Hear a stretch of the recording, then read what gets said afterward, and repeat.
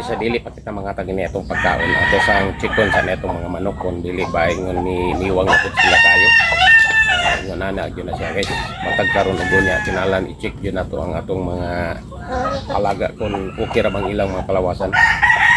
Kay kun muniwang sila kan sila nagpasabot na kulang sila sa kaon.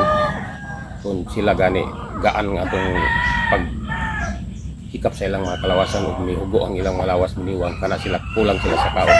Kaya nga kinalan chikon gyud nato permi matag karon ug niya siguro mga sa kada semana kaya lang check yun ang ilang mga kalawasan sa uban mga manok imo ra obserbaran ug karon magdakop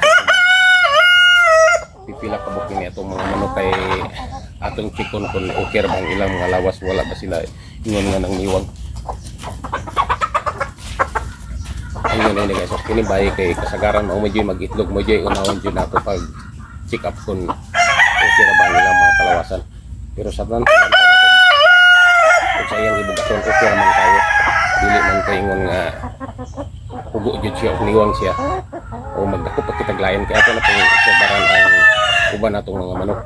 Kay kun pananglitan gani siya guys kun niwang ang atong mga manok kun migaan siya ato siyang dungagan ang sukod sa atong pagkaon kanila. Ingon siya nato ang pagbuhaton nato para ma-improve din nato ang ilang tambukon o ma-maintain po nato ang ilang mga bugaton o tambukon sa ilang kalawasan. Una magdako pa kitag laing napudon.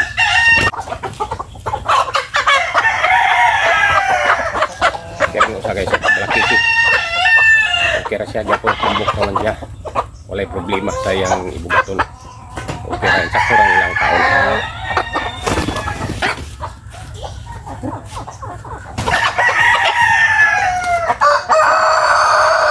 mana mapag-testing ang mga lakay ato ra pong testingan na itong mga laki kita lihat sa kabok.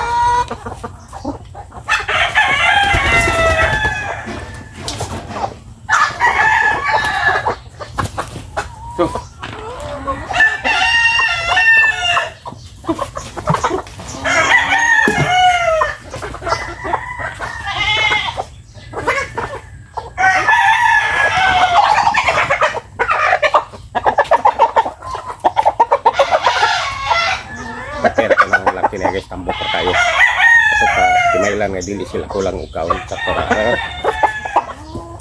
karena to na sila ngatagan sila mga pagkaon.